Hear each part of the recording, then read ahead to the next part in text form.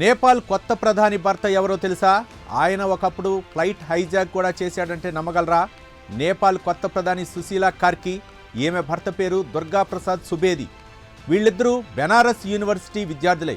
అక్కడ ప్రేమించి పెళ్లి చేసుకున్నారు. అయితే 52 ఏళ్ల క్రితం 1973లో నేపాల్లో ఓ ఫ్లైట్ హైజాక్ జరిగింది. అది నేపాల్ హిస్టరీలోనే అది మొదటి ఫ్లైట్ హైజాక్. ఆ విమానాన్ని హైజాక్ చేసిన ముగ్గురిలో సుశీల భర్త సుబేది కూడా ఉన్నారు.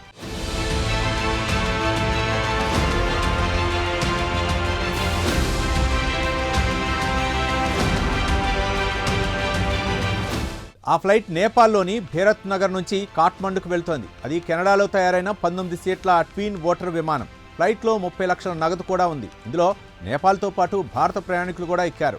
నాటి బాలీవుడ్ నటి మలా సిన్హా కూడా అదే ఫ్లైట్లో ఉన్నారు.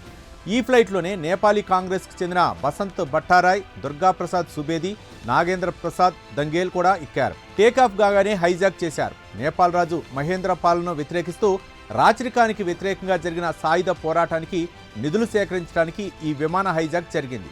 హైజాకర్లు విమానాన్ని బీహార్లోని పోర్పుగంజ్లోని గడ్డి మైదానంలో బలవంతంగా దింపారు. ఆ తర్వాత డబ్బు తీసుకొని విమానాన్ని వదిలేసి పారిపోయారు.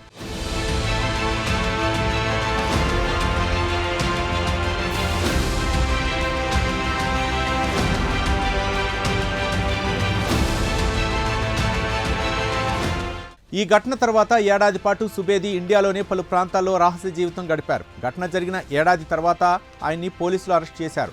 కొన్నేళ్ల తర్వాత జైలు నుంచి విడుదలయ్యారు. ఆ తర్వాత ఈ హైజాక్ ఎక్స్పీరియన్స్ గురించి విమాన్ విద్రోహ అనే పుస్తకం కూడా రాశారు.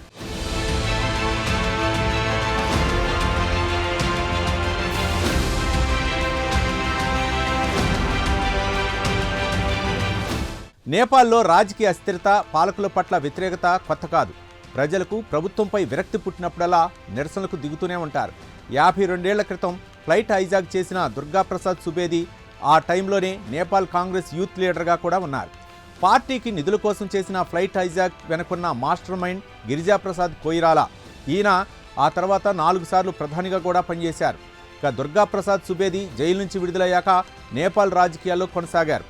తన భార్య సుశీల ఎదుగుదలకు సపోర్టుగా నిలిచారు.